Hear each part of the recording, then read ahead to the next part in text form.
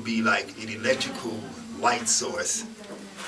Here it looks as if this figure is holding this eggplant-shaped device that has a snake moving through the middle of it that some people say looks like a filament of a light bulb. So you see the shape like a light bulb, and this is like the filament from which when you put the energy into the light, it causes light to light up.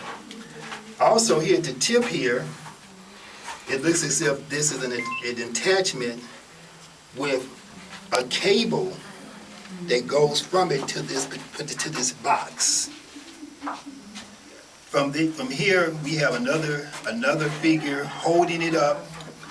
We have a jet column, which is shaped in the shape of the spine, but as we know is also a kind of electrical device. And so we have two of these located here. If you look at the ceilings here, you don't see any sign of in any of these temples. You don't see any sign where anybody was holding a torch, or that they had to have a torch or anything like that to create light. So it's always been a mystery as to how did these temples get built in these places where there was no light. And so from finding this artifact here, some people speculate that they have some type of device that can create light. I'm not going to say this is absolutely a light bulb, but it is definitely something that somebody needs to be able to explain.